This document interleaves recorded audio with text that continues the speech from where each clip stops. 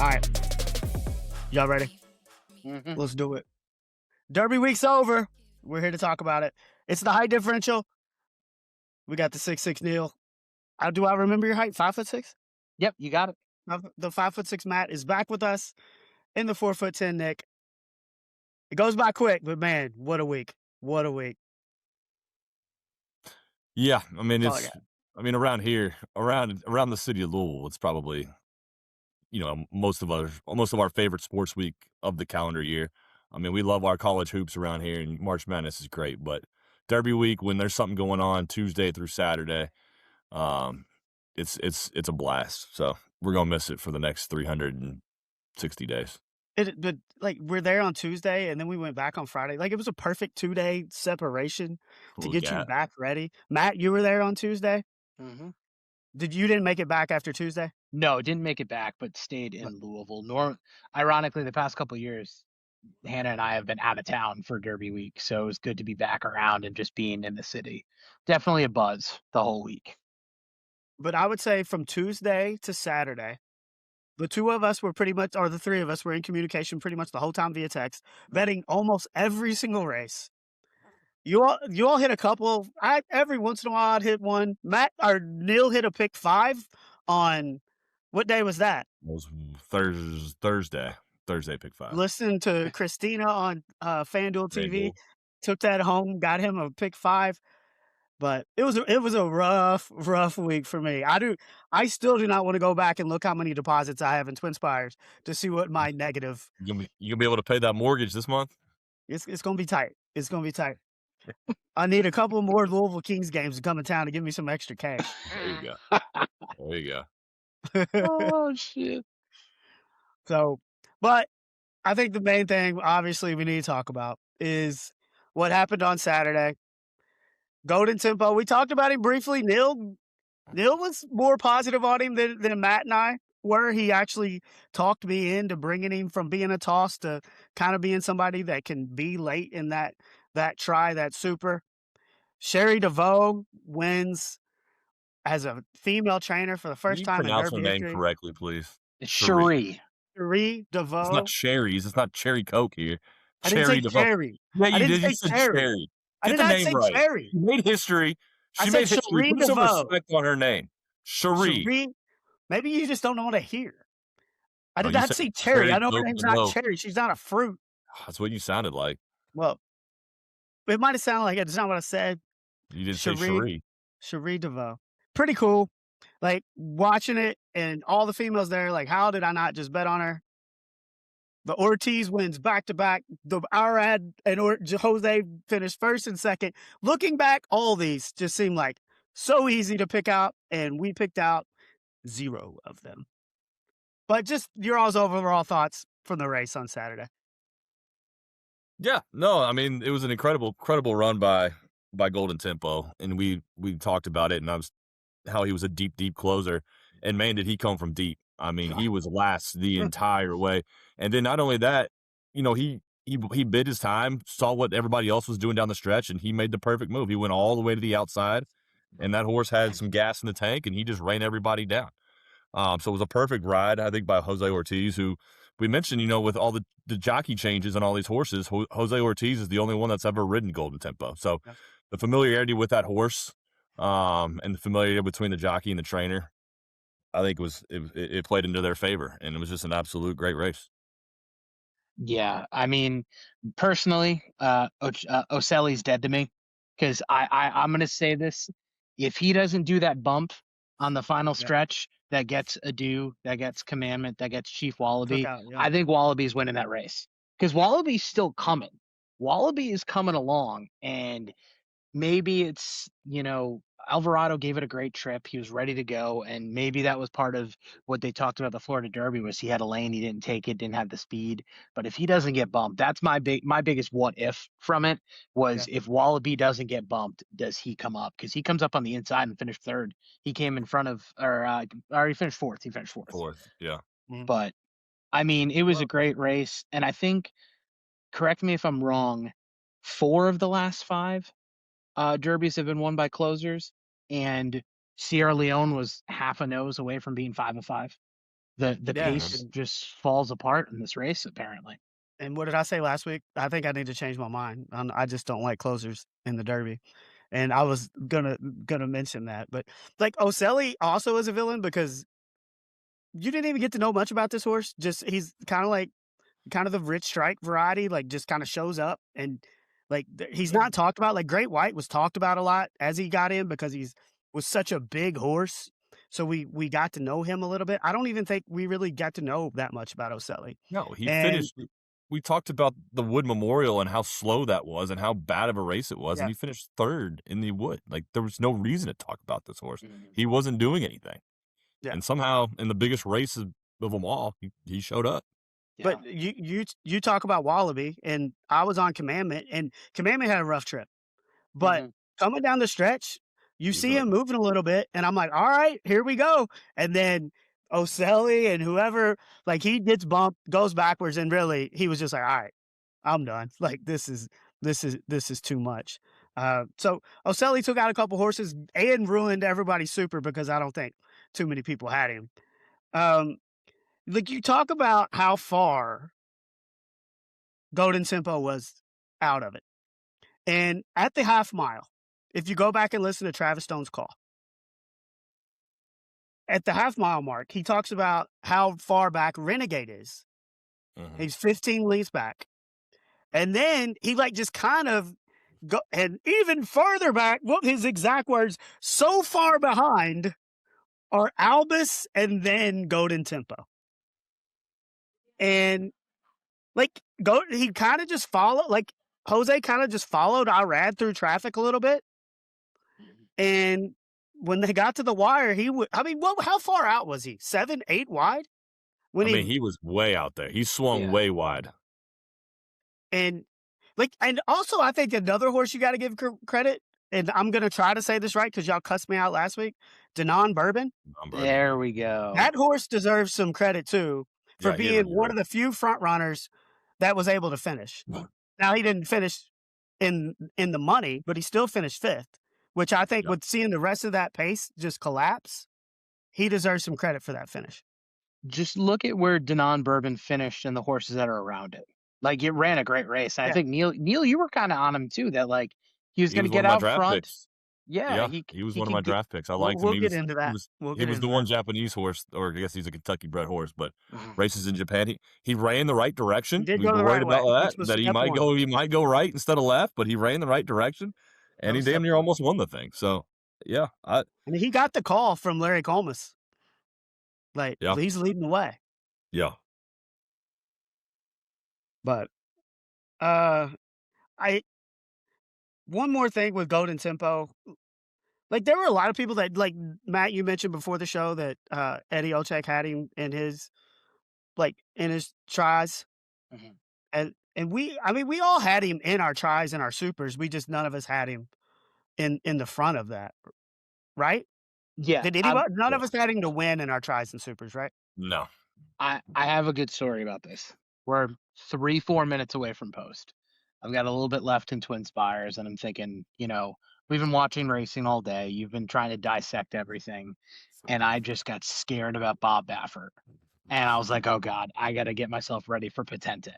Because who was it? Was it you or was it Neil that said, like, are we just going to throw out Bob Baffert? Yeah, that was me. That was Nick, yeah. And Neil and I were, yeah, of course. And I should have listened to Wednesday Matt because we were right. But I got worried about Patente, so I put Patente on top on an Exacta and then did the main horses underneath. So I did Renegade, I did Commandment, I did Wallaby, Emerging Market, Further Ado. I was going to do it. I was like, do I do it for Golden Tempo as well? And then I thought, well, I'm going to be pissed if Patente wins and like Denon Bourbon comes in second and I don't get anything. So I just did 5 on Patente to win. Had I just did that with Tempo, I would have been covered. Yeah. Yeah. Because I had Tempo. Yeah. I had Tempo in second on my Exacta and then third on my trifecta, but I didn't have him to win. I mean, it's always just so easy looking back at it, isn't it? I mean, like I just keep going back. Like they were on fire the whole week, the Ortiz brothers. Oh yeah. And look, the one thing was neither one of them have won the Derby, and that was your negative on Renegade, is the fact that he had Irad on him. That was the first time Irad finished in the money and his 10th Derby start, the first time he's ever finished in the money. And honestly, he Yeah. probably should have won. I mean, you want to talk about the start for Renegade? How he kept Renegade up.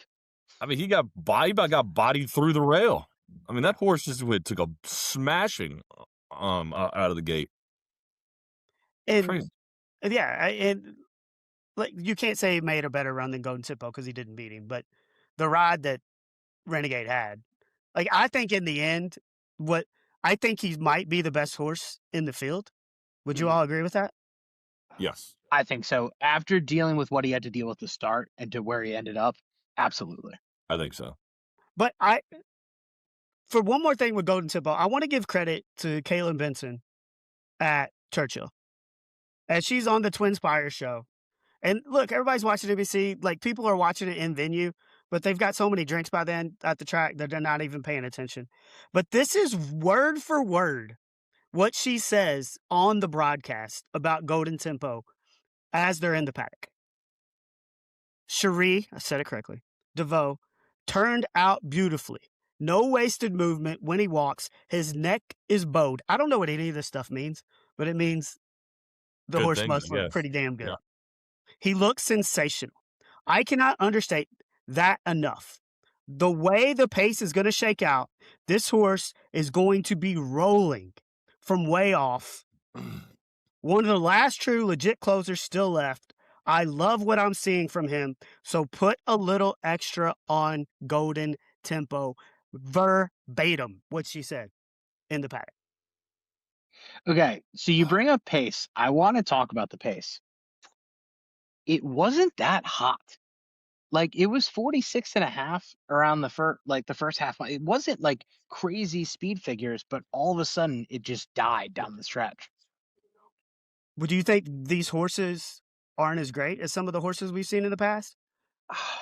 Because I know, like, as we started to get scratches and more speed came in, I was expecting a faster pace, and that's kind of why I wanted to get Tempo involved, because it was just going to be a breakneck speed. But I mean, I think Tempo, I saw somebody say Tempo got a 95 buyer, and it's the lowest buyer of a Derby winner since they've been doing the buyer ratings in the 80s. Yeah. So it's interesting that, like, it wasn't that fast of a race, but a deep closer still won. So, like, what happened? You see, they were almost 5 wide, and they're all together coming down the stretch, and it just was kind of chaotic, honestly. And then you just see all those 5, except for Denon Bourbon. Really, they all just start backpedaling, and like I just wonder, like maybe the quality of horses in this field weren't as good. And I've seen some experts talk about that afterwards, thinking like, looking back, like the favorites in this race probably weren't as good as we led them to be. And my mistake was not putting in even if I didn't love Golden Tempo, he's 23-1 and he's going to be a closer. He has a chance to win this thing. Like, looking back, they're saying the same thing we are, that they could have figured this out. It's just, you don't. I mean, yeah, I would have liked to seen the Puma run, because that was my Derby pick. I think if he had run, maybe something turns out differently, because I think he was a quality horse that probably could have won this thing. So hopefully we'll get to see some Puma down the road, maybe at the Beaumont or something like that, and see what kind of quality horse he is. But I think he's a very similar horse to Commandment, I think, and maybe ran a better race in the Florida Derby, but just got caught at the wire. I mean, it could have changed the race, but I don't know if he's that much better to where it would have changed the outcome of the Derby. I would have liked to seen one more talented horse, that's for sure. There were too many scratches. Kenny McPeak was not happy about it either. No. Kenny McPeak, big mad. What was he mad? I didn't hear that. What was he mad about? He thinks horses are getting scratched when they shouldn't get scratched. They're being overly cautious with them. Overly cautious. I mean, this is a topic of conversation we have every year, is the amount of horses that are running. Like, everybody's talking about health and safety of horses, and you're throwing 20 of them out there in one race. This one ended up with 18, but is that too many? I mean, it's not going to change. I don't want it to change. I like seeing a big horse field, but what do you think? Overseas, they run races like this all the time. Like, we're one of the few countries that this isn't the norm. Yeah. Because isn't like Royal Ascot there- like 30 horses or something Yeah. like? It's like a Aren't ridiculous their number. tracks a lot wider? Are their tracks They're a lot wider? running a lot of just straight races without turns. They're also primarily like a lot of them are on turf too, which Yeah. maybe is a little, I don't know, easier on the horse.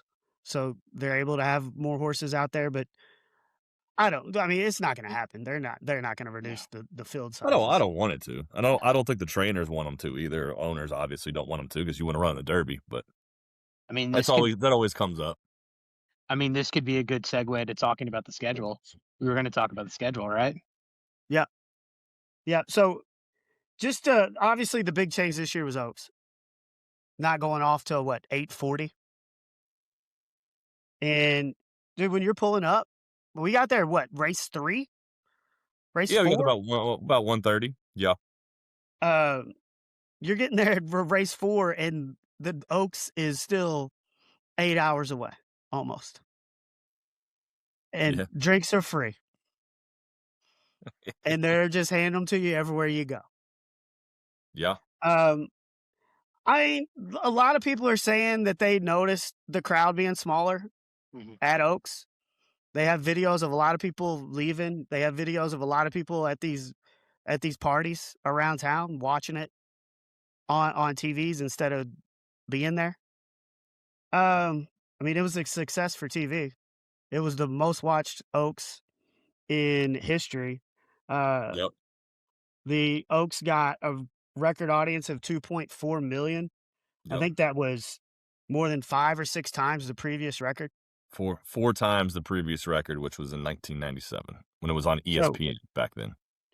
So it's not. I know a bunch of people in our city are upset about it, and look, I get why restaurants are upset about it, but after they put up those numbers, we ain't going back. No, we're not going back. And I don't understand the whole, like, does it cut into the restaurant industry? Maybe, but there's still there's no maybe. It does. People need to eat dinner. There's still plenty of people in this city that are going to go out to eat dinner. They're going to go out and watch the Oaks. Like, stop crying about this. Like, there's a million people that just live in this city, just Louisvillians. And then you add in everybody that's going to Derby, you're going to be fine. There's people that are still going to come to your restaurant. Stop crying about it. But there were restaurants that didn't even open for dinner. Because they wanted to whine and cry. They cried and they closed their doors like little babies. Keep your doors open, and guess what? You probably had some people roll through. They didn't even want to try it. They did the Notre Dame football. They took their ball and went home. They did. They cried about it and they whined about it. They didn't. Woohoo! They just decided not to even try to open the doors. Maybe why don't you keep your doors open, see how it goes, and then maybe next year you make a different decision. They didn't even try it. I think it's a good point. But to be fair, everybody's not maniacs like we are and heading to another bar as soon as everything's over or heading to dinner. Like, that's a long day. Most people are probably going home. But I do agree with you. Leave your doors open. Yes. Don't say we're closing because we're pissed off and there's no chance for you to come. Thank you. But also, like, if you're coming from out of town, like, let's say you're coming from California, you're coming from New York, or I mean, there's people that come up from overseas. They come from Britain or the Netherlands or whatever. You're probably going, if you're at Oaks, you're probably going to Derby too. So you're probably, maybe don't stick around for the 8:30 Oaks because not a lot of people really care a lot about the Oaks. Like, they do, but it's not even anywhere close to as big as the Derby. And then the numbers show that when there's 24 million people watching the Derby, and there's only 2 million watching the Oaks. So these people will probably go to the track. They go to the track. 500,000. Then 500,000 was the previous high for watching it. Right. So these people will go to the track at noon or 1 o'clock like we did. They'll stay for a little while, and then they will leave and get on with their evening and come back to the track the next day. So there's probably, I think there was less people at Oaks at Post at 8:30, but that was to be expected. But I'm not buying the whole restaurant industry boohooing and crying over it because people will still leave and go to dinner. I think that you're not eating chicken fingers at Oaks. No. I think the two people it affected the most to me are the people that are going to Oaks and going to Derby. Because that's like the first, you're probably not getting to first post for Derby Day, but that's 11 a.m. and you have an 8:40 Oaks. It's hard to do the back-to-back no matter when the times That's why I think they leave Oaks early. I think those people are the ones that are leaving early, which then they're going to dinner and they're going home or going to their hotels or their parties. The people going to the galas. It's the people that are doing the double and the people that are going to the galas because, yes, Oaks is a cool race. It's a great thing. But if you're paying thousands of dollars to be at these galas, you're going to go to the gala. Yeah, no, there's no doubt. But also, if there's 5 times as many people watching it on television, doesn't that bring more awareness to it? And now more people might eventually go to the Oaks? Like, the number this year for the attendance was 103,290, which was up last year where it was almost 101,000. But a year ago, that was the smallest Oaks Day crowd this century. And the most ever at attendance was 2016, where it was almost 125,000. So you're talking 20,000 less people than this year, or 20,000 less than this year's attendance is the record. So, I mean, if more people were watching on TV, will eventually more people start coming to the Oaks again? Like, is that what they're hoping for, or they just want the TV money? Both. I think, yeah. I mean, I think the problem is too, when did they implement mainly all inclusive for Oaks? I feel like because that probably priced a lot of people out. The price of Oaks has probably tripled or quadrupled since they did that, which I think 100% is going to hurt your attendance. There's no doubt about it. But I mean, I don't know. I kind of like it. I like going the later time because we got out. We didn't get there. We got out there at 1:30 and past Oaks. First race is at 10 o'clock in the morning. Like, we'll be getting up at 8 and, you're rushing to the track. You're trying to get there. Those first couple of races, they put them real close together. I mean, race 1, 2, 3, they're running through them until you get to about race 4, 5, or 6, and then they start spacing them out. But those early races, they start bunching them up, and you're trying to get there to see some horse racing. I don't think most people are like us, though. What do most people like? Like, I think most people would like to get there at like 11 and not be there till 9 o'clock. Like, I think we're in the minority. We're maniacs. I think, like, I'll say this from somebody who wasn't there. It looked great on TV. It got a good audience. Okay. My question is there a happy medium? Can the NBC coverage start at 7 and Oaks go at 7:40? Like, because the end of the day, NBC didn't come on the air till 8. It's not like they were on under the lights. And I think they wanted it to be under lights. Yeah. No. Wagering was up big time on Oaks Day. I think it was up 18%, $89 million. Whew. Bet on Oaks Day. Here's my question. Was Oaks, I mean, it was a practice run to see how this worked in primetime for Derby eventually. I don't think so. I don't think so. I'll tell you why in a second. No, but go ahead. Okay. Well, is there a chance that they just wanted to practice it on Oaks? They'll move Derby to primetime and then eventually move Oaks back to where it was? Is 7:02 not primetime? What is primetime? It's 4 o'clock on the West Coast, so I'm going to go. But on Saturday, NBC always rolls into NBA playoffs or NHL, and you're not pushing that back till 10 o'clock. Well, I think that's another thing, too, I think we need to talk about, is the way they quickly went to the NBA playoff game. When people have been watching Derby all day, and you're cutting away that quick after the race, where I think people want to see the post-game festivities. It's a big part of it. Did they switch it over to like NBC Sports? Yeah, I think probably on Peacock. You're right. It was probably Peacock. But there's just no way they're going to push Derby that late to Oaks time of 8:30 or 8:40. I don't think. I would say no way. It's going to ruin your program. It's going to you can't put anything on after it. I think that NBC goes on air at 2:30 on Derby Day. They're on. They went, and it felt like it was earlier this year. Did you? They were on 2:30 and posted until 7, so they're on for a long time. When you're only going on 40 minutes before the Oaks post, I really don't think you're going to push Derby back because Neil's right. There's going to be a 7:30, 7:45 NBA game that they're going to go to. But if they're getting $24.5 million at 7 o'clock, you don't think there's a chance that they want to see what they can get at 9? Not if there's a Game 7 Celtics and Sixers but then, to play. Like you stay, like you run the race at 9 o'clock, you stay with post game till 10. They could do that. They could figure out content. Like the numbers right now for this horse race, which horse racing is declining across the country. in every other race except for this race, and it continues to grow. Even the Breeders' Cup's declining? Yes, the viewership for the Breeders' Cup is declining. Okay. This is the Derby is an absolute outlier. But this race right now it's getting more viewership than the college basketball title game, than the World Series, than the NBA playoffs. Pretty much everything except for college football, the Super Bowl, the Olympics, and other like one-off events. Those are the only events that are getting more viewership than the Kentucky Derby. And it's ran at 7 o'clock. After they saw the success of what it did with the Oaks, I think it's the next step. But your biggest thing is Derby's on a Saturday. I don't think moving it back on an hour on Saturday is going to make a difference. Why do you think there would be more people watching Derby at 8:30 than there would be at 7? I do. So do you think they did the Oaks just to see if they could get more? Like that was the only reason? Absolutely. 1,000%.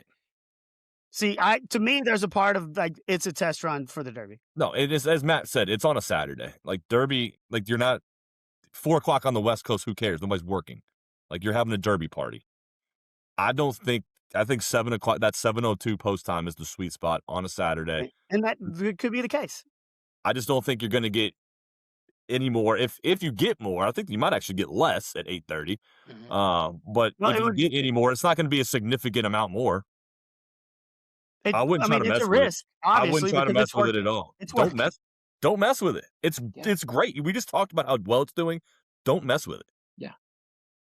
I bet part of the reason why they went late on Friday was NBC said, we can get you on NBC, but we can't start till 8. Like, because they've got their nightly news and all that Nightly stuff. news, like, all that stuff. News. Yeah.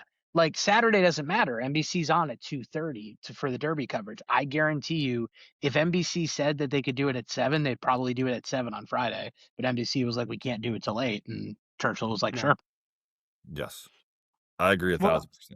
No, I mean, look, the thing that I laid out, is there a chance that the Oaks can move back and the Derby would move up? I do think eventually the Derby could go later. I just think there's a possibility. The Oaks is never moving again. Mm-mm. The restaurant owners have to get over it. You might move to like 8. If you can move it to 8, make they it want it under lights. Later. It's like, I mean, we were standing there. It really wasn't. It wasn't pitch dark at 8:40. No, it wasn't. Yeah, no, it's not. I mean, it's not going back. It'll never go back to 5:30 like it was. The Derby week handle. Has anybody looked up the number for the week? What I said, it was 89 for the Oaks Day. Yeah, it was up 3.5 or 3% from last year. $487 million. This is the week, or this is the week? The week. Is that Saturday to Saturday, or is that Tuesday to Saturday? I think it's Tuesday to Saturday. Okay. Wow. Yeah. You contributed a significant amount of that too, didn't you? Do what? Said you contributed a nice amount of chunk of change to that number now, didn't you? That's why you might be seeing me in a different location next week for the show. You sit in his car. The crowd on Derby Day was 150,415, which was up a little bit from the year before. I mean, heck, the record for Derby is 170, so they're 20 off. I mean, I think they've just priced some people out. I think you're all right. You're pricing people out of the infield now. I can't imagine. I don't even know what is it? Back in our day, it was $60, $70. Now it's got to be 40. It was 40. I think it's $160 now for the infield, and you can't go to the paddock anymore. You used to be able to go to the paddock. You can't go to the paddock. You can't do that. Yeah. Well, also, and everything's not all inclusive. Mm-hmm. So no, it's not in the infield at all. Yeah, right. So you pay $160, and then you're buying drinks. Yeah.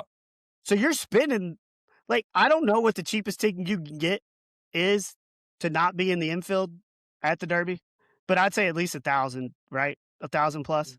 They have those. No, they have paddock passes. Like if you go to Costco, did you see Costco?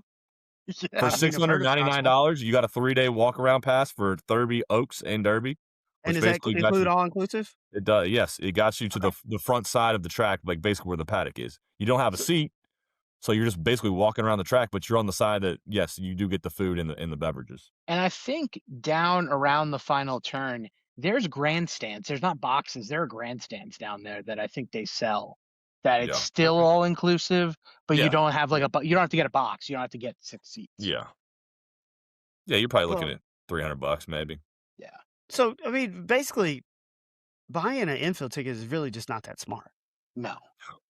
to be honest. Unless their kids are smarter and have come up with even more creative ways to sneak in booze like we did. Well, I think it's tougher, It's a lot tougher. Mhm. and I Well, mean, maybe we you get to were figure it out. creative with it. We were carving out holes in loaves of bread. Sandwiches. Girls Yeah. were taking their Ziploc bags full of alcohol to their bodies. You're What else did we do? super we were gluing super 2-liter gluing tops. 2 2-liter liters tops. back together. But I mean, back then we were able to bring tents in and chairs. We'd get up there so early. We'd set up. We'd have our spot. Yeah. I mean, you looked at the infield on Friday. There's Exactly. hardly nobody in there. No, it was And empty. and I mean, I'm sure it was pretty crowded for Derby Day, but I mean, you just look at these numbers alone. Like the smart thing to do financially is to just buy those $300, $600 tickets that you are talking about, and then you Yeah. get free food and drink. Yeah. Yep. I don't know. The week goes by fast, but I think the Tuesday Friday strategy as far as going was perfect because it I gives would you agree 2 days of rest. And there's no way in the world I was going on Saturday or I was going on Wednesday. God. Well, you talked about no other horse races really comparing and numbers are down except for the Derby. Mhm. Like there's a pathway for the Preakness and Belmont to get big numbers, and it requires these owners to run their damn horses. Yep. And that's what we're going to talk about is who's running the Preakness. We don't know, but you got to run the horses. Mhm. Like people will tune in if Golden Tempo is running. If Golden Tempo is not running, guess what? Nobody's watching because nobody cares. Nobody. And it's been a problem, for the last 6 years? 1,000%. And we didn't even get into our draft. Do we need to get into it? Like Did I win? your top I horse win? scratched. Did you still win because of that? I don't know. Who did I have? I had a bunch of middle pack guys. I had Denon Bourbon. You had Denon Bourbon and Wallaby. Chief. Yeah. I had what? So if we just Two of the counted top our top five? 2, if Two of we the just top counted our five? top 2 Yeah. because Puma scratched, Yeah. I had Renegade in second, but I mean, where did Further Ado finish? Further back. Yeah, further back. All And then 3 of mine were top 10 because I had Commandment, Market, Further and, Ado finished 11th. Emerging Incredible. Market was 10th. And then Commandment, Incredible was what, Commandment. 6, 7? 6, 7. So Oh, I think if you do the top 2, Neil gets it. You can't do all 3 because Neil had a last scratch. Yeah, I agree. And Nick, plus, didn't you have scratch too? I had full effort to scratch too, and I Yeah. replaced it off air. But I mean, Renegade was second. If you said Further Ado was what, 11? Further Ado finished 11th. So that's 13 for me. If you wanted to do it that way. Yeah. I would be 9 would be my combined. See how good our I'll take math it. is on the spot. You I'll don't take the beat that, do you, Matt? No, because I'm 6, 7, so I'm 13. Oh. Well, I'll take the victory. Yeah, you'll give it to Neil. Give Neil the roses. We're a I mean- handicap over here. I mean, he was the one that said Golden Tempo, keep him around. So I really do think that you can get Tempo by proxy. Thank you. And I mean, and he was more on Denon Bourbon than the other two too, than both Yeah. of us. So, all right, I'll give respect when it's due, Thank you. and it is due. We talked about the Preakness. I'd say and I want to let's before we totally go off the Derby. Okay. I am very pun intended. I am so happy that I was right about So Happy. Everyone kept talking about So Happy, and I'm like, why are we talking about this horse? well, And I mean, think a lot of it was a sentimental story. I really and his name. And the name. Well, yeah, the Yeah. name. People bet the name. I mean, I was just like, I mean, keep throwing money on it. It's great, but I was like, there's no way. And they were talking like they ran him like Mike Smith had him up front pretty much the whole race. And that probably wasn't the smartest choice, but that's what I think a lot of handicappers love about the Derby and these races that are getting bet by people that don't normally bet is because stuff like that happens. I mean, what was Portnoy's horse in the Lovely Oak? Gray? Lovely Gray Like got way bet over down. bet. Yeah. Way over bet. Yeah. And like if you know even a little bit, you can take advantage of that. And look, you were right on that. You just weren't right on other things, and that's why you didn't hit. But being right on something helps you. Yeah. Yes. I mean, Neil, I actually do think it helped that the Puma didn't run for you, because if those rumors about Taylor Swift and Kelsey owning stake in it, those would have hammered the odds. That's also true. You're right. The Swifties would have been a 1-to-1 favorite. How does that rumor come to be? I don't know. Yeah, it just came out of nowhere too. Like leading up to I hadn't really heard anything about it until a few days before the race. Well, because the drama was up until he scratched was who was going to walk with the horse, because I think they might have owned enough of a share where they're making the walk rather than the actual owners. So it would have been a madhouse. It would have been nuts. But I think for Neil's sake, I mean, I would have loved to see what the odds would have been. Because if So Happy could get to 5-1, a Swiftie horse might. Wild. Yeah, I think he would have been. I think he probably. I mean, 2-1. What was Renegade at post time? Was it Renegade 5-1? 4.5. 4-1. 4.5. They were 5.5. like Renegade, Commandment, So Happy. We're all just right there. Like I think the Puma would have been right there with them. Yeah. And one other thing we got to do before we go to Preakness is it's the second time in 3 years that the same jockey has won the Oaks and the Derby, as the double. Jose Ortiz did it with Always a Runner, and obviously Golden Tempo. I mean, Brian Hernandez did it just 2 years ago with Torpedo Anna and Mystic Dance. So before that, it had been all the way back to 2009 when Calvin Borel rode the rail with Rachel Alexandra and Mind That Bird. So that's another thing too. Like, just bet who won the Oaks, and you win this race. Yeah, there's just so many angles. Sound strategy. There's so many angles. I mean, if you imagine thinking about having your top 3 horses that are ridden by Jose Ortiz, Irad Ortiz, and Tyler Gaffleone, and it paid out 5,000 to 1 or whatever it was. Like those 3 jockeys coming 1, 2, 3 paid out that much. Yeah, and Gaffleone didn't have a ride. Right? Like he picked up that ride late. Oh, yeah, right. Well, who was he on? Was he on I think he was on Full Effort. He was on Full Effort. Yeah. I don't know. Like there's just and my dad does this pool where he has like 20 people where they all pick 3 horses, and then they throw these these tries together with 5 horses. They do a bunch of like $24 bets. Me and him, without even talking to each other, were the only ones that put Golden Tempo in our tickets. And I did it because of Neil, and I was like, he might hit the try, and he's a number. And we never even talked about it until afterwards. He's like, we were the only 2 that even mentioned Golden Tempo. I was like, well, why didn't we talk about that? We probably could have bet on him. Just... My wife was smart enough to buy Golden Tempo. We could do this all day. Dude. My wife was smart enough to buy Golden Tempo in the Andrew Storm Derby Party auction. For her share, she put in $13. She split it, so they bought the horse for $26 and won $790 out of it. Oof. So like, what's the favorite going for that? In that, the favorite. So Renegade was bought solo by Adam Field for like $80. Okay. Then Commandment, Adam, Joe and I split Commandment. We went in for 80 something on Commandment, but we split it, so 40 something each. So you're talking about a fourth of the price, almost third of the price. Yeah. So yeah, the overall pool was 700, and I think it was like 790. Oof. So her share of $15 ended up paying $370 something. So all because the as you would call her, Cherie Devaux.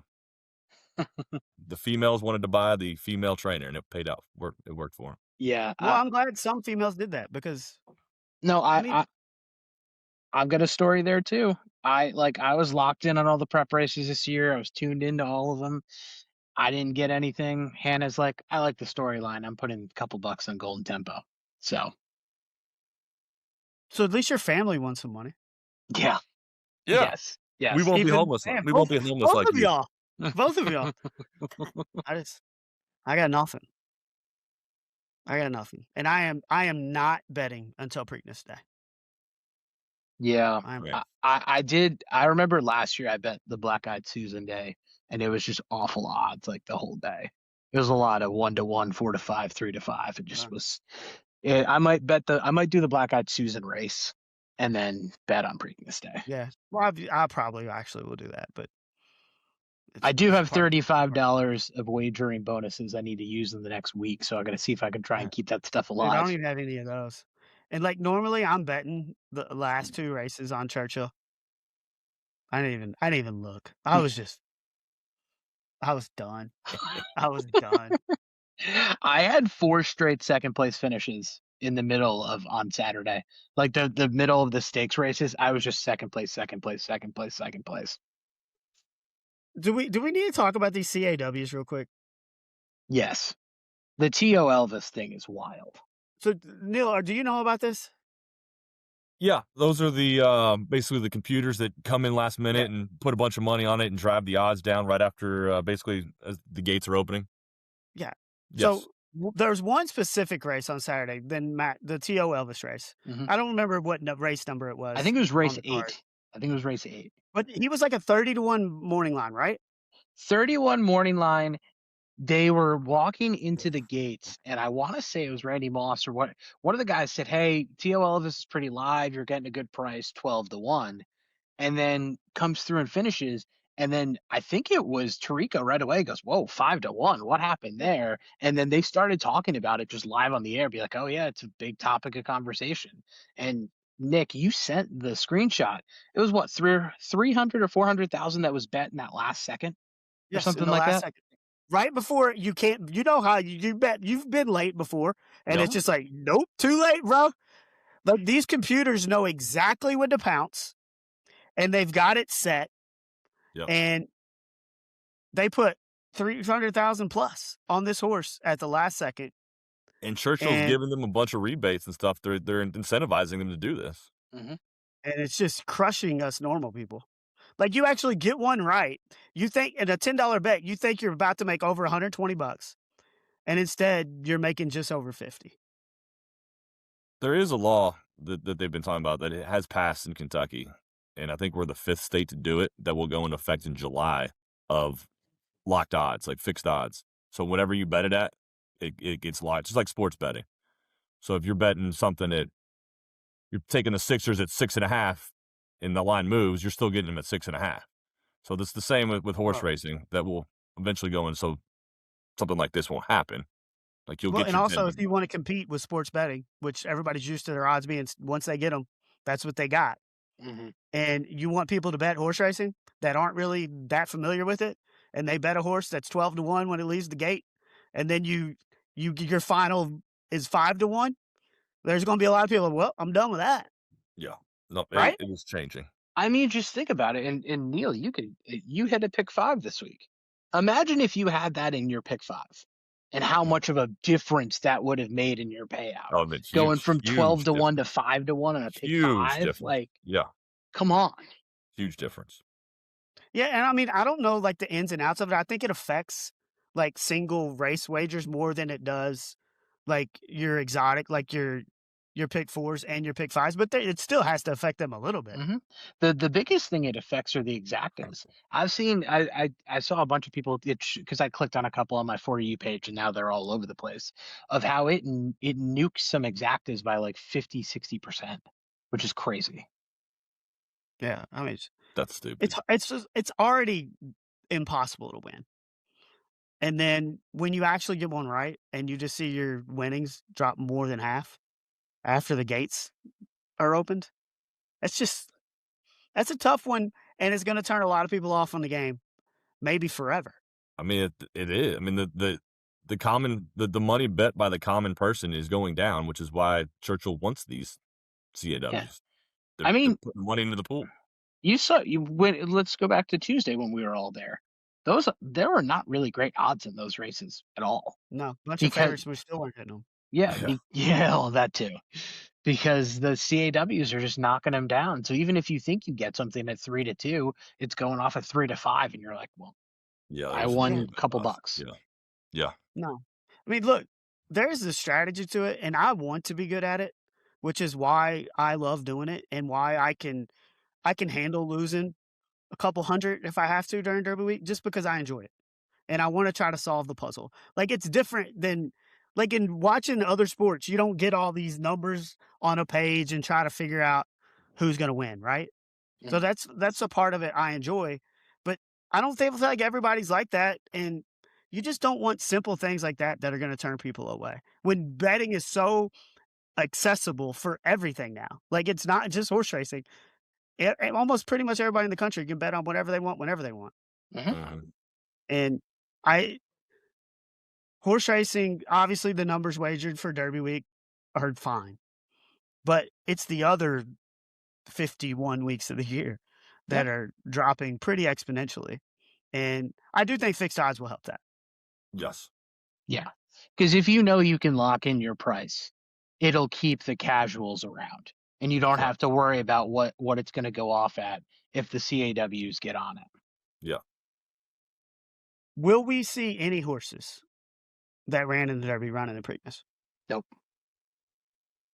Nope. Because I think there's a good chance we won't. You don't think tempo runs? No. All right, this is probably a really dumb question. Is Preakness just a little bit shorter than the Derby, or is it the same length as the It's Derby? shorter. 3/16. Yeah. Okay. And Belmont, Belmont's still Belmont's Derby, a mile and a half. but we're still at Saratoga, right? We're still at Saratoga, and Oh. are we at Laurel this year? We're at Laurel Park in front of 4,800 people Yeah, for the we're at Preakness. Laurel Oh, this I year. forgot about that. 4,800 people. Preakness is a joke. So is the Preakness short, or do they keep the 3/16ths even at No, I Laurel? think they're keeping the 3/16. Because I know when Belmont's been at Saratoga, it's the Derby length. It's the Derby length. A mile and a quarter. Yep. Yeah, it hasn't been the mile Which and a half. honestly, I kind of hate that. Oh yeah, because But they don't run mile and a half at Saratoga, so they don't. Yeah. Well, if you think about it, last year, if you were at Belmont, Baeza would be a perfect horse at a mile and a half. The way Baeza was coming at the end, it's a perfect Belmont horse, but they were at Saratoga. Yeah, it's annoyed me the last couple. Like, I love it being in Saratoga, and I want to. I obviously, it's one of the most historic tracks in the country. I want to go there, but it changes it to me because it changes the distance. Like, it's just not. It's not the same. Yeah. And it's already not the same because it's not at Belmont. But at least make the distance the same. Yeah. Yeah. I would agree. But dude, I think there's a really good, and not just the Derby winner. Like, nobody. Like, usually there's at least 2 or 3 horses that make the quick turnaround and get there in 2 weeks. Like, I think Great White is pointing there. Which makes sense.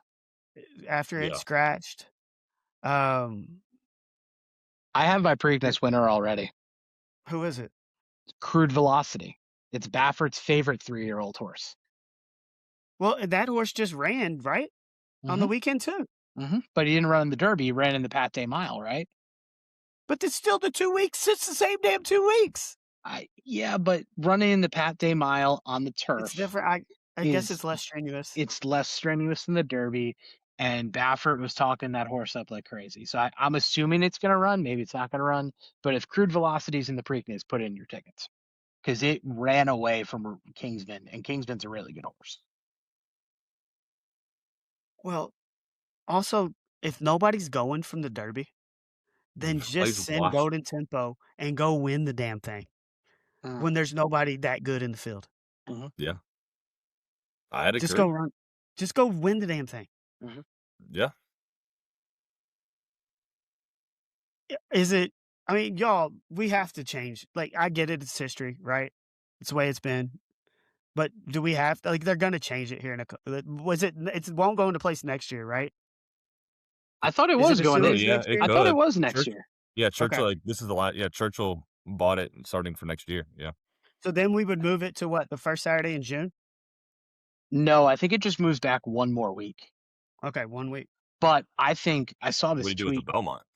I think you also move it the You have same. to push it back too, because then you'd be in the same situation. Right, because you go from 3 weeks to 2 weeks instead of 2 weeks to 3 weeks. Right. I saw this tweet and I love it. I feel like, and again, because all the old timers are going to say, well, if you win the Triple Crown, it's not going to be the same anymore. But if no one runs to the Triple Crown, who cares? Yeah. It's not the same. I think you should have the major races to start every month. Derby's the first week of May. Preakness is the first week of June. July is the Belmont. Well, July 4th weekend for the Belmont. I'm good with it. I mean, I think it's perfect. come on. 4th Then of July weekend for the Belmont. Hell yeah. You've got to figure out a way to get the horses that people are familiar with in these races. Yes. Yeah. Yeah. Because if you do that, then you can have Breeders' Cup preps in August, and then Travers don't have it the last week of August, have it Labor Day weekend. You're telling me you could have Belmont 4th of July weekend, Travers Labor Day weekend, and it gets more people into horse racing because it's the first weekend of the month. We got a big race going on. Where are we at? What are we doing? You imagine having your buddies over, you're having a little 4th of July cookout, everybody's having a good time, a little pool party, and a Triple Crown's on the line. Everybody's gonna be tuned into that. Well, but here's the thing too, if say Renegade and Golden Tempo ran in the Preakness and Renegade wins this time, but even then, if you're bringing them back for Belmont and you're seeing them run for part 3, who can win? That's still gonna bring people. You need these horses to run in all 3 legs. Yes. And if you did it a month apart, I think they would do that. And I used to be one of these people that said, yeah, you can't screw the history. It's boring. Nobody wants to watch this Preakness race with nobody in it at Laurel Park.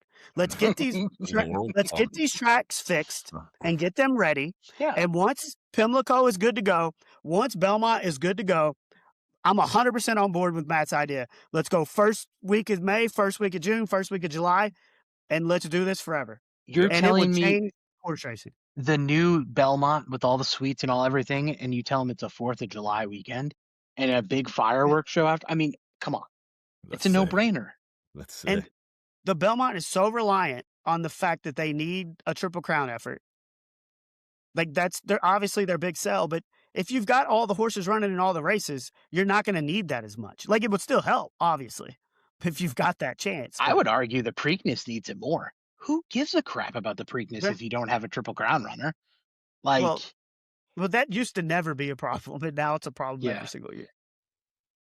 Yeah, it's more of a problem for the Preakness because a lot of these horses could come. I mean, we've seen in the past couple of years, they skip the Preakness and just go straight to the Belmont. Saying, didn't Sovereignty win the Belmont last year? Yeah. Skip the Preakness, came back to the Belmont. Yeah. So, I mean, I would expect to see some of these horses in that Belmont race. But like you said, the Preakness is just going to be dead. Because I think Commandment and Wallaby already shipped up to Saratoga, right? I think I saw that. I think some horses have already gone straight to Saratoga. They're already ready to go. God. Well, I mean, they're here 4 weeks prior to the Derby getting ready. Yeah. Yeah. You know? Dude, if there's not a single Derby horse running at Laurel Park. That's so bad. What is the viewership going to be on NBC for that one? I don't know, but now that Churchill's got control of it, I think going into next year, they're going to fix it.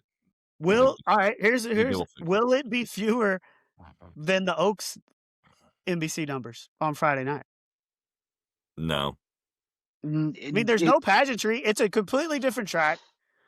You don't have any runners running that are in the Derby. Do you think there's no chance that it's smaller? I think it's still a Saturday. I think you get enough people that even if you're just because I think the biggest thing of if you have it on a weekend is people will turn it on their TV. They might not be actively watching, but they'll turn it on. Whereas Friday nights, you're out doing stuff. You're more likely to be out on a Friday than you are on a Saturday. And it'll get more. I think it probably will, but the numbers aren't going to be good. No. I forgot it was at Laurel Park. Oh my gosh. 4,800 people. It's already sold out. 4,800 people. I would hope it's sold out. If it's not sold out, we got problems. You're going from 150,000 or whatever we called it, the Derby, to 4,800. Dude, there's more people at Louisville Kings games. That's a fact, not opinion. It's more people at Louisville Bats games. I Some, don't know about that right now. some weekends maybe. I That don't might know. be a stretch. Well, hey, the Louisville humidity jerseys will be out there. There'll be 4,800 people God. out there. No, like on Fridays and Saturdays, yes. Yeah. There's more. But I have 40. Are tickets expensive? Like secondary market? Like do people even care? Like, Is there even an infield? I don't know. I don't know. Let me see what's on Is it StubHub just there right one now. year? I hope I so. think so. Okay. Now, this year we were supposed to be at Belmont, right? And they needed another year to like it wasn't going to be ready in time because it was only supposed to be at Saratoga for 2, right? And this I is think the it's third year. Yeah, it got pushed back, and it'll be back at Belmont next year. Yeah. I mean, aren't you sick of seeing Belmont at the Big A? Yes. Like, quit calling it. It's just Aqueduct. Yeah, it's Like, I get it. It's Belmont's meat, but all right. So there's like 5 sections that you could be in according to StubHub. Right now, your cheapest tickets are $497 in the section called Apron 1. Golly. Apron 1. Apron 1. You're in the apron. And then there's What is it? Tycoons level 1, which is about 1,000. Awful. What is? How far? It's 30 minutes away from Baltimore. Screw it. Just run it back at Churchill. Right? Like, if you're only going to get 4,000 people in there, like, what's the point? Run it back Like, at Churchill. do it at Churchill and split it 50-50 between whatever Baltimore Racing Association and Church, split the pot. If Churchill would have bought the Preakness prior to this already happening in Laurel, I bet this probably would have happened. At Churchill. That is Heck, true. put it at Keeneland before you put it at Laurel Park. Dude, yeah. That would actually be awesome. That's what they should have done, was put it at Keeneland. Maybe if Keeneland wasn't hosting Breeders' Cup, not that it's close, but I mean, that would have been great. I love Keeneland. But and we talk about how horse racing is struggling everywhere, except for the Derby. But Keeneland sells out every single day. Keeneland spring meet was great. I kept seeing posts of racing's not dead in Keeneland. Yeah. It sells out every single day. Yeah. I mean, Churchill doesn't do that. They don't try. No. This is their week. This is where they're trying to sell it out. It's impossible to sell out Churchill unless it's Derby. Yeah. No, I get that. It is so massive. But still, outside of Derby week, Keeneland's average attendance is higher than Churchill's. Mm-hmm. So, I don't know. Anything else on the ponies? No. Just remember crude velocity if it runs in the Preakness. We were going to talk a little bit about expansion being official, going to 76 teams. Oh. Do you want to stay on here and talk about that, or you're too close to it, but you don't really feel like you should? No, I think I can talk about it accurately enough. Yeah. We all agree it's terrible. Mm-hmm. Yeah. It's awful. So here on the men's side, these are the games we would have saw last year if we would have expanded. Arizona State versus California. Bobby Hurley got fired because they were terrible. Mm-hmm. Oklahoma State versus Virginia Tech.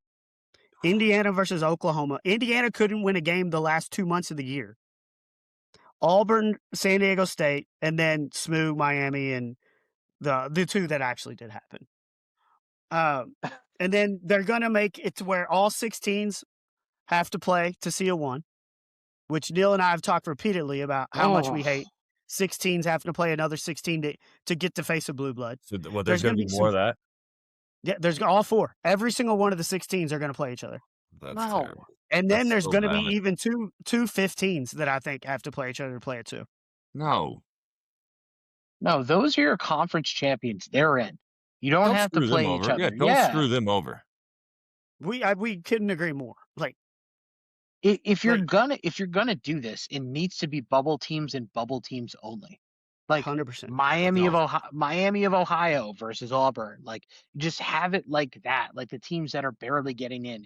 If you're a conference champion, you should be playing in the round of 64 and no sooner than 1,000%. I agree 1,000%, and they've earned the right for that. Mm-hmm. But also, I don't think people really want to watch two 16s play each other. No. So, I'm sorry to say that. but they don't. No. So nobody wants to watch it, and they've already earned their way in the tournament. Let them play Duke. Yes. Let them play Michigan and Arizona. Uh-huh. Yeah, it's like the thrill of a lifetime for these kids to play in those games against Dukes and Michigan States and Louisville's and Kentucky's and Carolinas. Like they've earned it, but like they're not getting the full tournament experience. 100%. They're not on the court with those guys. They're even like the pregame stuff that they get to be a part of with the one on the other side is just stuff they'll remember forever. That's what, like, you didn't do this when you're at conference tournament to play another 16. No. And now all 4 of them are going to have to win a game. Like, yeah, everybody's like, well, they get to win a game. Well, one of them does. The other one doesn't. Yeah. And are you going to be excited to watch Arizona State and California play basketball? No. It's not going to be good. It's just not. It's just like, it's all TV, man. It's the same thing as with the Oaks at 8:40. It's all TV. And they don't care if the game sucks because they get more avid inventory. Yeah, because And- all you're doing is you're going to be going from complaining about team 68 versus 69. Yep. Then you're going to be complaining about team 76 and 77. And you're going to say, There's oh, gonna- 77 got screwed. There's going to be teams with losing records. Yeah. At some I think point. there's going to have to be. At some point, there's going to be teams with losing records in this tournament. There's definitely going to be teams with losing records in conference. And I think you should be at 500 or higher to make it. I'm sorry. Yeah, like it's conference, like a bowl conference game. record. Yeah. Like Well, I you're think going like, around it should be like, spots then. like if you're a conference champion, like you win your tournament and you have a losing record, you get in. But it should be like a bowl game. If you're not 6-6, you don't go to a bowl. If you're not 500, you're not getting into the tournament. No, because what was it, 2 years ago when you had like 6-12 Oklahoma in the SEC and they made it? Like, there's Yeah. no way. There's Yeah. no way. I mean, Auburn was under 600 or under 500 in the SEC. They Yeah. would have got in here. I mean, we watched Smooth play. How bad did they look? Like, they did not deserve to be in the postseason. No, they With look dealing bad with the injuries that they were dealing with. Yeah. They just were not a tournament team. No. And now they're in easy. Yeah. There's 6 clear. What? Maybe more than that. What's 8 clear? Yeah, they're 8 clear. Cal. Good to Cal go. being in the Not tournament. even nervous on Selection Sunday. Good Lord. Is this the last time? Or does it keep getting bigger? I don't know if you can, because then you have to change the format. Like, there's only so many games you can play early, right? Like, because you have to play these games on what, Tuesday or Wednesday? Like, you have to. So, like, how many games can you play on Tuesday and Wednesday Yeah. before you're changing the format of the whole Yeah. tournament? Yeah. Well, right now we have 4, right? There's 2 on Tuesday, 2 on Wednesday. Yeah. So what does it And now- expand to now? Now you're going to have 6 12. on both, isn't it? And You're that's gonna have 6 on 12. both. You're going to have these 6 with at larges, your 4 16s, and then your 2 15s. Yeah. So, Your 6 games on Tuesday, 6 games on Wednesday. well, they're not all going to be in Dayton anymore. yeah, No, I think there's going to be a West Coast site. I think it's one in Dayton. Dayton for sure is still going to host, but I think there's going to be a West Coast site, like maybe Vegas or something. if there is one positive, hopefully the West Coast game is where they, like, whoever wins those goes to their West Coast. Yeah. Because the stories about winning the last game at Dayton at midnight and then having to go out to Portland or to LA, like, that's crazy. Yeah. They always go on a run, though. I know, which is wild. Those teams find a way. There's always a team from Dayton that goes on a run. Did they both lose in the first round this year? I know Miami of Ohio did. No, who was the other game? Was Texas. Texas. Texas. Oh, Texas. Well, Yeah, Texas Texas. did go on a run. Yeah, Texas went on the run. Yeah. They sure did. On a buzzer I beater. think too. when this starts, the run stop. Yeah. You're not going to see that anymore. My hot take. Not even one of these teams? I don't want it to happen, but Like, I could still see a Texas going on a run. You're not going to get the Californias going on a run, but you might still get the Texas going on a run. well, they have no business playing a game. Like we've been dreading this for how many years? And we escaped by this year because we all thought it honestly was going to be this year. Yeah. And I mean, to be honest, you can be a bad basketball team and make the NCAA tournament, which kind of sucks. And like these schools like Arizona State, Oklahoma State, they don't have a ton of basketball tradition. Guarantee it's going up in the rafters. Oh, NCAA yeah. tournament, 2026, 2027. We're one of, what is it, is it 76 teams now?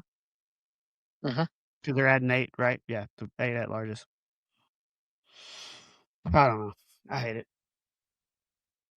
Matt, you're wearing a Matt hat. What's that all about?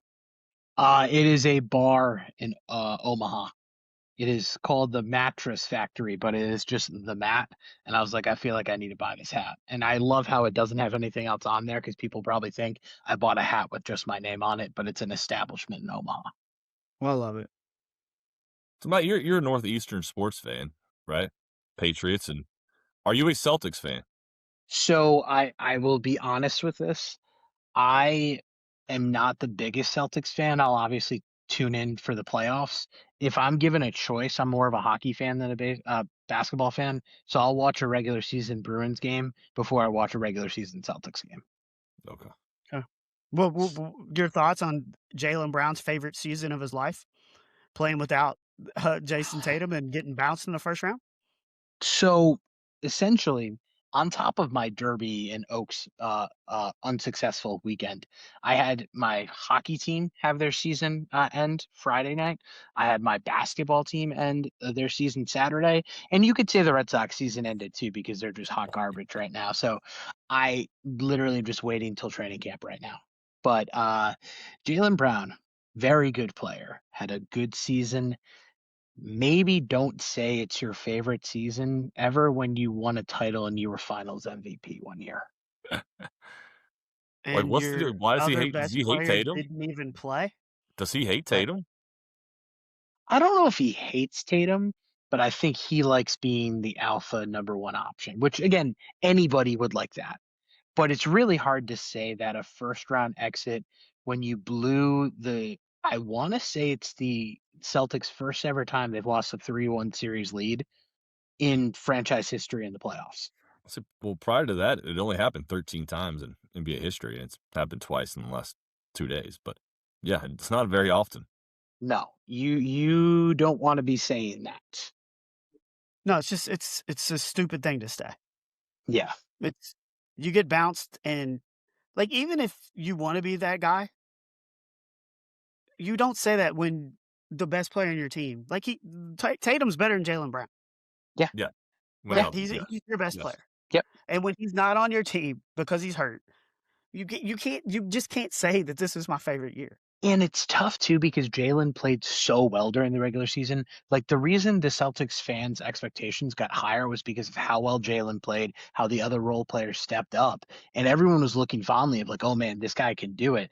And it was basically thrown away in this last week when like we were coming back from Orlando. We're watching the Orlando airport. Tatum hits that 3 in Philly with like 20 seconds left. They go up 3-1. I'm like, all right, let's move on to the next series. And to blow a 3-1 series lead, I mean, like you can say, oh, well, Tatum wasn't out there. I go, well, they played with their food. They lost game 5 when they should have won at home. Yeah. The crazy part about Boston sports is the Celtics won game 1 in the Garden. The Bruins went 0 for 3 in the Garden in their series, and the Celtics lost their last 3. So both teams went 1-6 at home. Not good. Not good. Not good. I mean, I have no rooting interest, but I ain't gonna lie. Like I was pulling against them. Fine. Like I don't know. Like I don't know. And they don't even play Vucevic. Like what did they get him for? He don't even play in game 7. There was a lot of criticism of that, of like, you know, if you're going to trade for the guy, why is he not playing in game 7? And like, couldn't Anthony Simons have helped you in that spot? Yeah. Probably. I don't know, but Dude, I tried to jump on the Tampa Bay Lightning bandwagon because I need a hockey team. And, like, after the Olympics, I'm like, "All right, let's go." They lose game 7, allowing and, like, the Canadians had the fewest amount of shots on goal in the history of the NHL. I just start watching it, and that's how my team gets bounced in game 7. 9 shots. 9 shots, and they That's won a game insane. 7. And- Game 7 on the road. And did you see how the third goal or the second goal went in? Or it was a third goal, right? Second, because it was 2-1, right? It's 2-1. Yeah, 2-1. Mhm. It from behind, Neil. Like, he's behind the goal and it hits the back of the goalie from behind and What? just bounces in. It's all about angles. Yeah. It's all about angles. That's It's why luck. I'm one of the guys that It's luck. yells shoot the puck all the time because you never know what's going to happen. Just get the puck on the net. Just you never know. get it close there. So it's I your did fault. have So fun Nick, it's watching your it. fault that they're bounced, right? Well, they've been bounced in the first round several years in a row, despite being a higher seed. So I don't think it's all my fault, but their record was pretty severely worse after I jumped on board. I will say that. In the hockey But I team, even know like a few players now. Like I'm going to try to continue this next year. hockey's fun. It's a good time. Why are Canadian hockey teams so bad in playoffs? Well, That's- one of them's not because they just bounced my squad. No, but Yeah. like they haven't. No team from Canada's won a Stanley Cup since '93.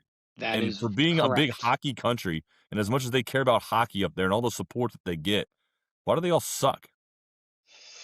It's a wonderful question, but it's great to always bring up It's true. because I agree. It, Hope it's they never win another one. Yeah.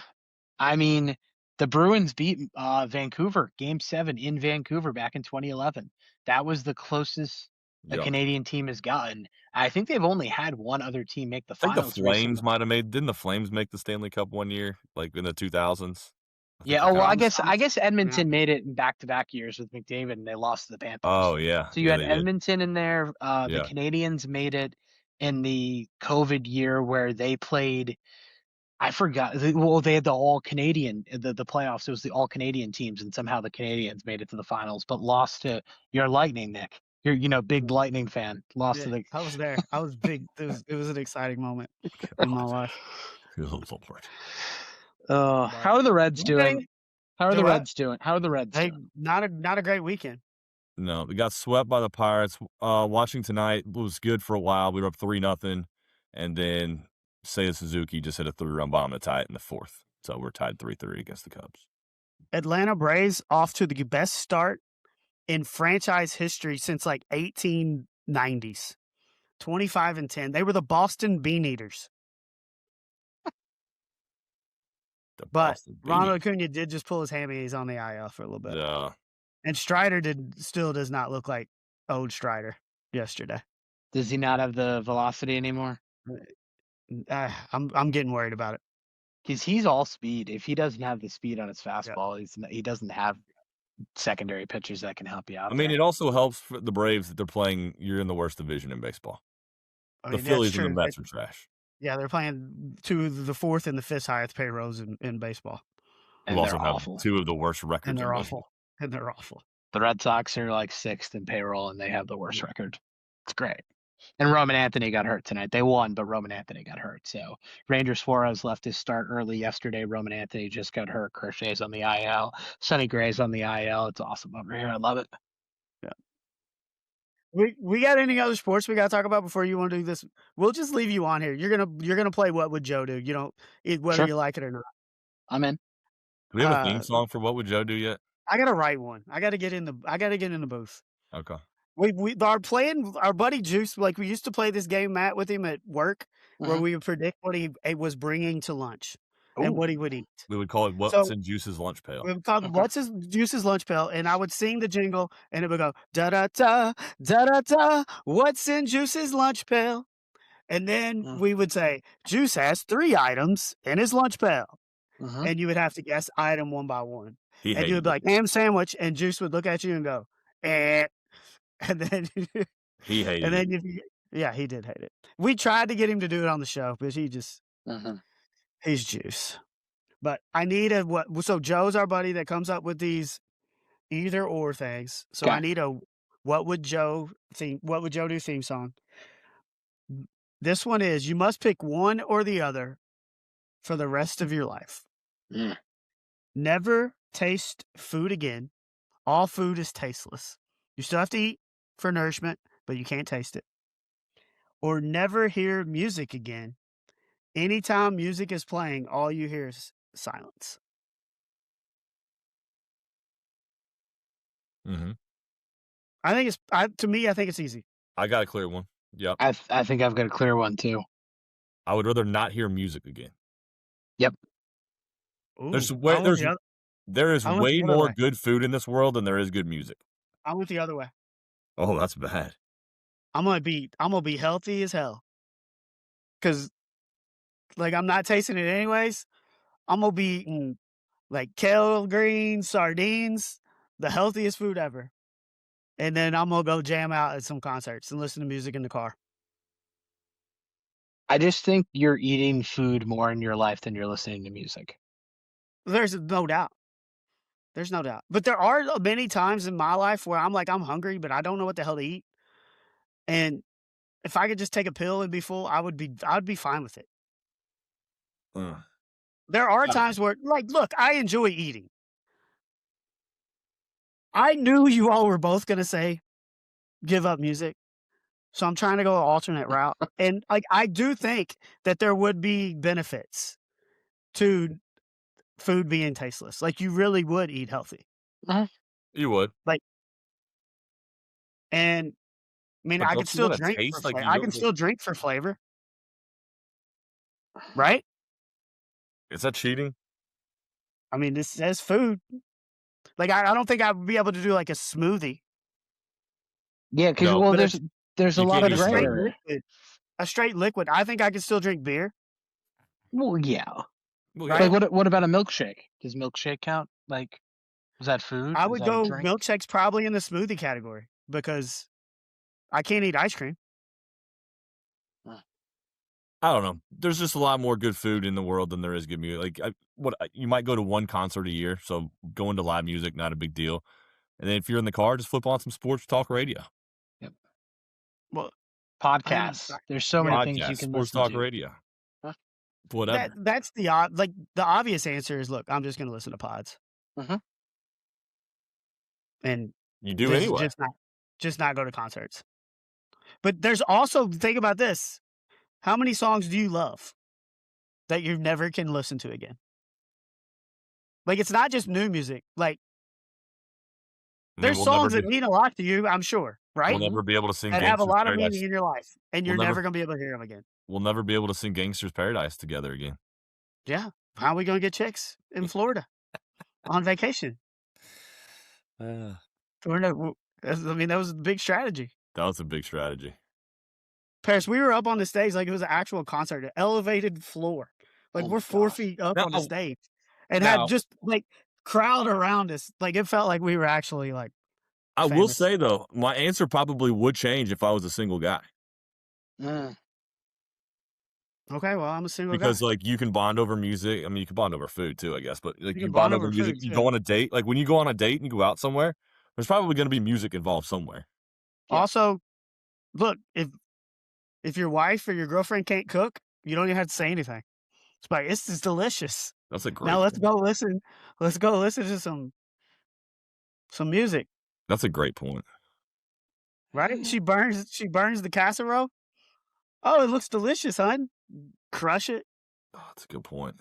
And then go bump some Parker McCullum. Or some George Strait. Or some M. Are you changing sides?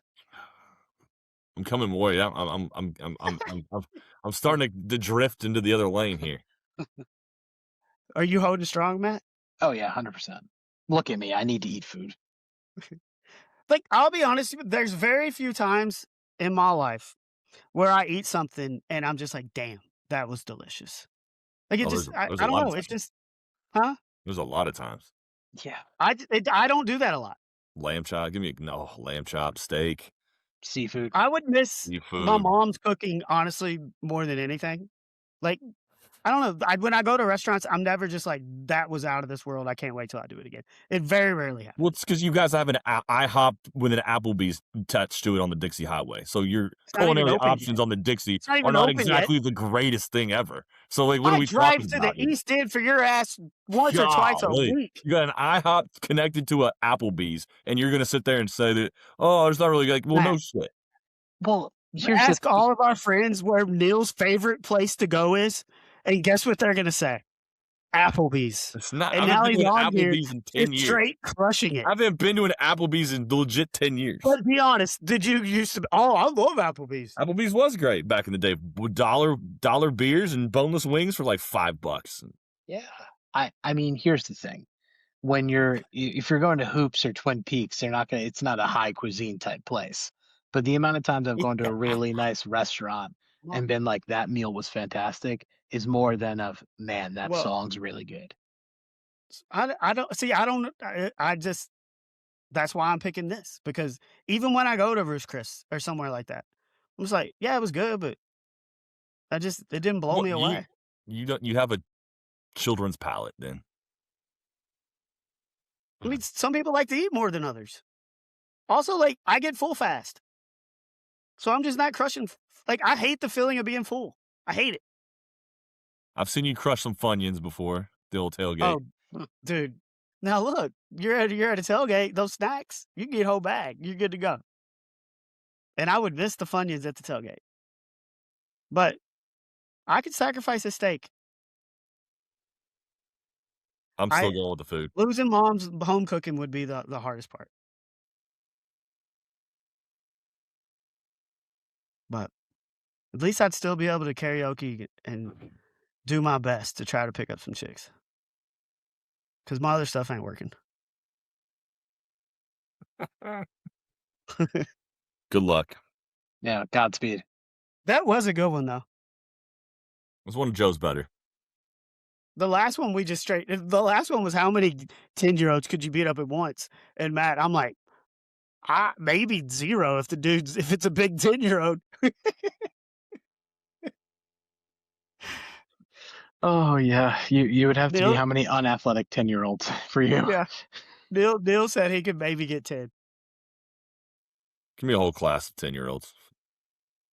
I mean, I was just watching them play kid pitch earlier today, and as they came up to the plate, I was like, could I take him or could I not take him? Also, we've talked about your kiddos and running track, and my nieces and nephews running track.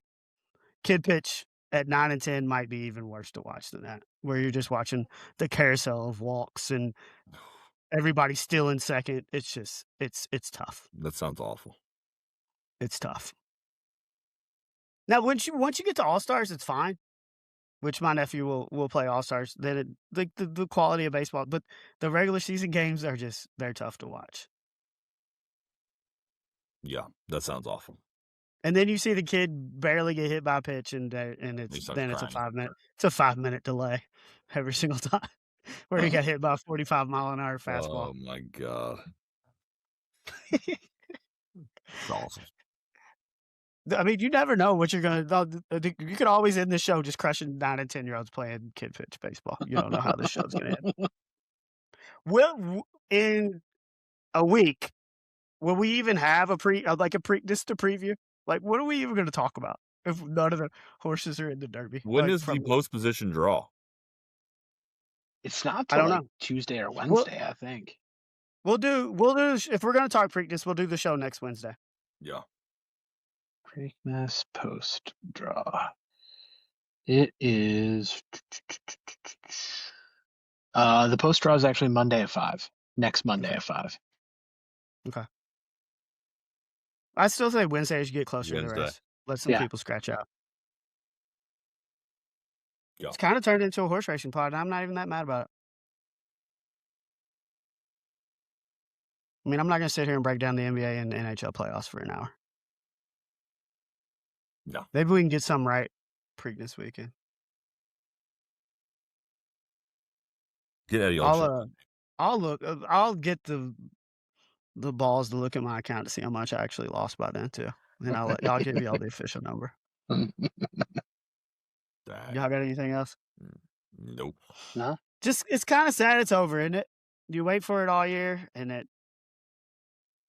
goes by really fast. Did you end up eating the leftover frozen pizza that was sitting uncovered in your fridge?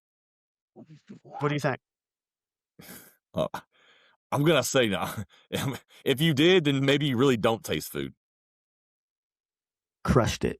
Yo, my God. Yo. Now look, all No the One Piece leftover.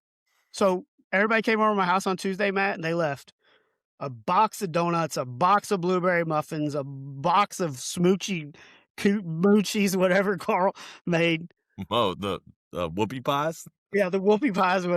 That was close. Did not touch one of those. Did not touch them. What do you have against donuts and blueberry muffins? Huh? What do you have against donuts and blueberry muffins? I don't know. I have noticed don't have a big sweet tooth. What Now, 5-day-old pizza you ate? Yeah, because I had to eat food at that moment, and it was there. Frozen DiGiorno Red Baron pizza, uncovered, just bare naked in your refrigerator. It's in the refrigerator. It's not bare naked. It's in the fridge. 5 days old. It's in the fridge. No, it had no clothes on. It had no wrapping. It was not in any Tupperware. It was butt naked in your refrigerator. I mean, that is true. And you ate it 5 days later. You got problems. I did eat it. But I gave all the sweets away. And we sit here and wonder why you can't get chicks. Because you're eating 5-day-old DiGiorno pizza. I crushed the Chick-fil-A minis that were left, though. Those are good. Those weren't going to waste. Now, I did eat them just as chicken nuggets. I got rid of the bread and then dipped them in like some leftover. Like you keep the sauce. You keep the sauces that you have extra when you go to like McDonald's or Chick-fil-A, right? I think that's so. Yeah, pulled one of those out and dipped them, and it was like I almost had Chick-fil-A one day. That's normal. All right, we really need to get out of here. Yeah. But Matt, thanks again for doing this. It'd be hard to talk a race with just two people when we're also just not very smart to talk about the race.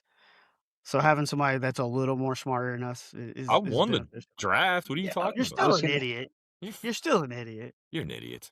You got lucky. I mean, you got lucky once. Did some research. Like how many drafts have we done? It's the first one he's won, Matt. So I'm excited for the Preakness draft. I am too. Like, that one we might only have to do 2 horses each. I think we probably will definitely only. Only an 8-horse field. Yeah. Yeah, which is 8 horses for 4,600 people. That gives you what? I'm not good at math. 575 people per horse. Okay. All right. I'm ending this shenanigans. For the 5-6 Matt, the 6-6 Neil, I'm the 410 Nick. We appreciate y'all listening to our Derby breakdown. We will be here again next week to talk Preakness. And also remember, if you haven't liked or subscribed, do that. And then follow us at the Height Differential. We'll talk to you next week. Yep. Give it to me.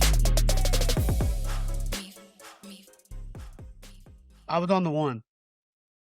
And it was that's how I lost everything. Like, if they were in the lead, they faltered. If they were behind, they couldn't get there. That was the story of my week.